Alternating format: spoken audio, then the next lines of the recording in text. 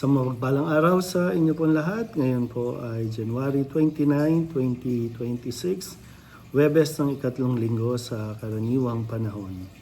Ating pong unang pagbasa at pagninilay sa araw na ito ay hinango mula sa ikalawang aklat ni Samuel, chapter 7 verses 18 to 19 and verses 24 to 29. Matapos magsalita si Nathan kay David, pumasok sa tolda ang hari, umupo at nanalangin. Sinabi niya, "Sino ako, Panginoon, at ano ang aking sambahayan upang ipagmalasakit ng ganito? Maaring maliit na bagay lamang ito sa inyong paningin.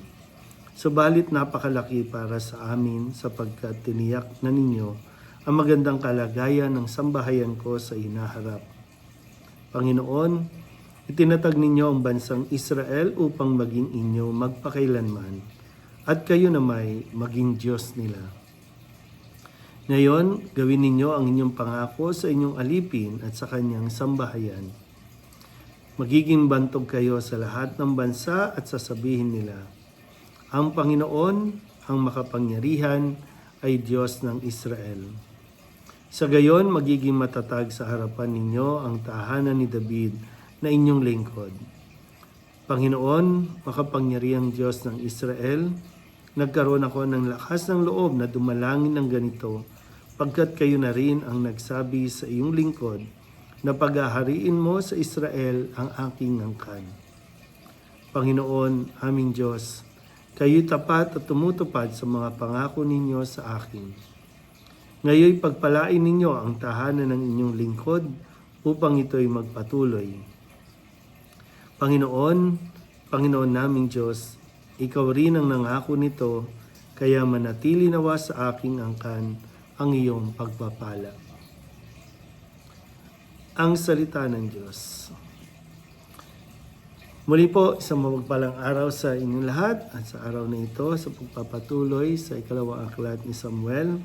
Narinig natin ang katapatan ng Diyos at tunay nga na kapag nagsalita ang Diyos ay kanyang tutuparin.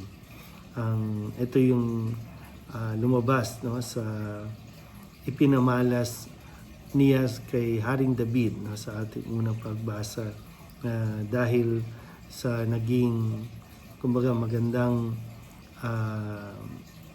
mga ginagawa ni David, sa kanya ring katapatan sa Diyos, kung kaya't pinangako nga ng Panginoon sa kanya na paghahariin ang kanyang angkan, ang kanyang lipi, at mula nga sa kanya ay maghahari ang isang magpakailanman. At yan, siyempre, ang ating Panginoon sa Kristo na tinatawag ding anak ni David at mula sa lahi ni David.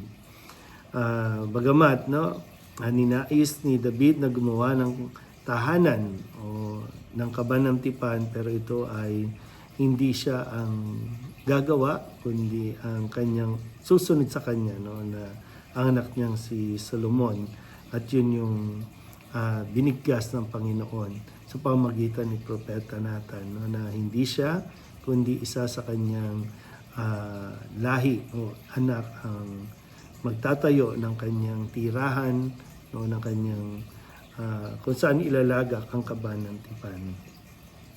At nawa, mapagnilayan din natin na kung ano ba ang nilalaman ng ating din panalangin, kasi ito yung panalangin ni David bilang pagtugon din sa katapatan na ipinamalas sa kanya ng Diyos. Pero nyo, ang Diyos nagpapakita ng kanyang katapatan sa tao, at yun yung kailangan natin mapanatili, yung ating katapatan sa Diyos sa anumang pagkakataon ng ating buhay, ginhawa man o kahirapan.